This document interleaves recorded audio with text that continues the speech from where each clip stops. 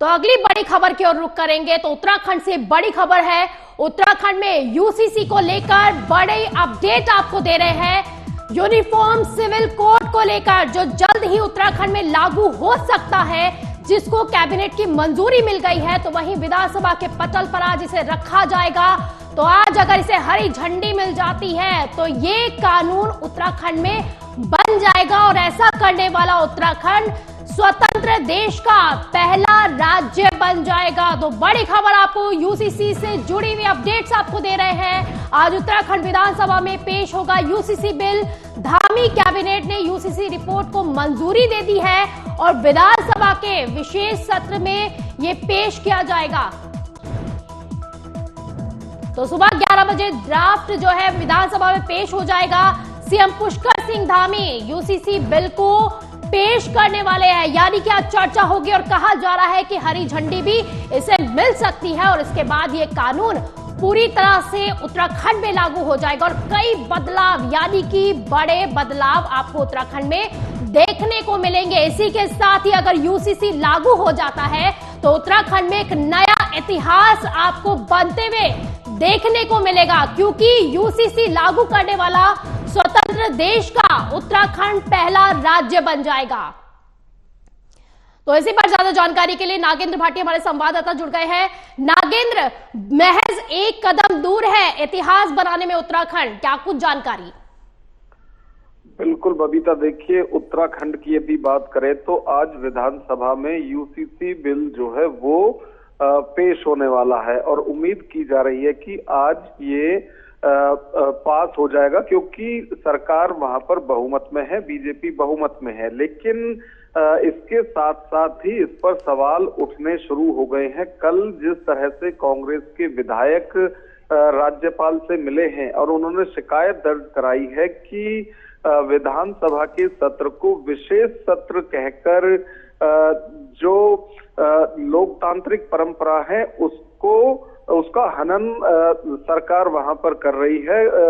और साथ ही साथ उन्होंने कहा है कि प्रश्नकाल और शून्यकाल दोनों ही स्थगित करने का जो फैसला सरकार की तरफ से लिया गया है वो भी गलत है। और इन तमाम शिकायतों को लेकर वो राज्यपाल से मिले थे और नेता विपक्ष यशपाल आर्य और दूसरे विधायक प्रीतम सिंह जो हैं उन्होंने कार्य मंत्रणा समिति से इस्तीफा देने की घोषणा भी की थी। हालांकि स्पीकर की तरफ से कहा गया था कि उनके पास इस तरह का कोई इस्तीफा नहीं आया है।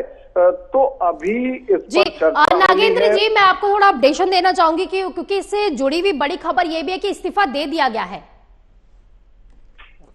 नहीं, जैसे उन्होंने घोषणा की है, अब इस्तीफा हो गया होगा वो अलग चीज है, लेकिन जिस तरह से एक बिल पर चर्चा के बजाय उस पर तमाम तरह के सवाल उठाए जा रहे हैं। अब आप देखिए कि मुस्लिम कम्युनिटी जो है उसके देहरादून के जो शहर काजी हैं उनकी तरफ से तमाम तरह की ऐसी ही बातें फैलाई जा रही हैं कि ये जो बिल है वो मुसलमानों के खिलाफ है। जो मुस्लिमों की आपत्ति थी उसको इसमें नहीं सुना गया है, जबकि अभी ड्राफ्ट किसी के सामने नहीं आया है। विपक्ष तक को उसकी कॉपी नहीं मिली है कि क्या ड्राफ्ट के अंदर है। और इस तरह की बातें फैलाई जा रही हैं कि ये धर्म विशेष के खिलाफ है, ये उसके खिलाफ है। लेकिन आज का दिन ऐतिहासिक होगा, न सिर्फ उत्तराखंड के लिए बल्कि देश के लिए भी, क्योंकि उत्तराखंड जहां देश का पहला राज्य बनने वाला है, जहां यूसीसी कानून बन जाएगा विधानसभा में इस पर चर्चा के बाद, वहीं देश के जो दूसरे राज्य हैं उन राज्यों में भी इस पर चर्चा होगी। वहां के मुख्यमंत्री भी इस पर आगे सोचेंगे कि वो भी अपने यहाँ पर इसको लागू करें या ना करें। जैसे कि कई राज्यों के मुख्यमंत्रियों की तरफ से भी ड्राफ्ट बनाने के जो आदेश हैं वो दे दिए गए हैं। तो आगे भी दूसरे राज्यों में ये होगा, लेकिन जब तक केंद्रीय स्तर पर ये कानून नहीं बनता है तब तक इसी तरह से इस पर विरोध होते रहेंगे, चर्चाएं होती रहेंगी। जी नागेंद्र, क्योंकि यूसीसी अगर आज कानून बन जाता है, क्योंकि चर्चाएं काफी हंगामे के आसार भी दिखाई दे रहे हैं, क्योंकि विपक्षी पहले से ही इसका विरोध करना शुरू कर चुका है और कहा जा रहा है कि हाँ, जो रायशुमारी हुई और जब ड्राफ्ट तैयार किया गया, मसौदा तैयार किया गया, तो उनको शामिल नहीं किया गया, यानी कि नाराजगी भी है और विरोध भी काफी जताया जा रहा है। तो क्या कहा जाए, यूसीसी अगर लागू हो जाता है तो बीजेपी के सामने उसके बाद भी क्या कुछ चुनौतियां हैं?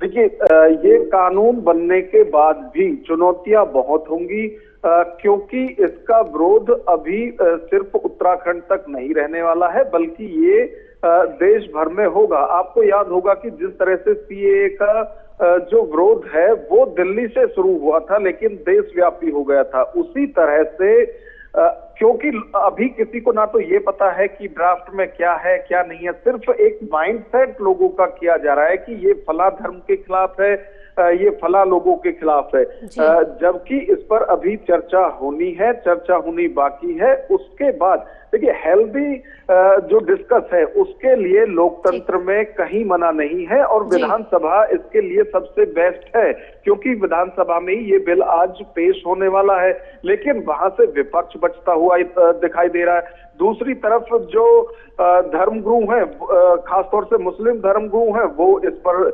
लगातार विरोध कर रहे हैं और कुछ दिन में आप देखना कि कुछ लोग ऐसे भी आएंगे जो कि अब देखने वाली बात ही होगी नागेंद्र की यूसीसी के लागू होने के बाद जो है इसका विरोध कितना होता है और लोग इसे एक्सेप्ट कितना करते हैं। फिलहाल के लिए बहुत बहुत शुक्रिया आपका इन तमाम जानकारी के लिए।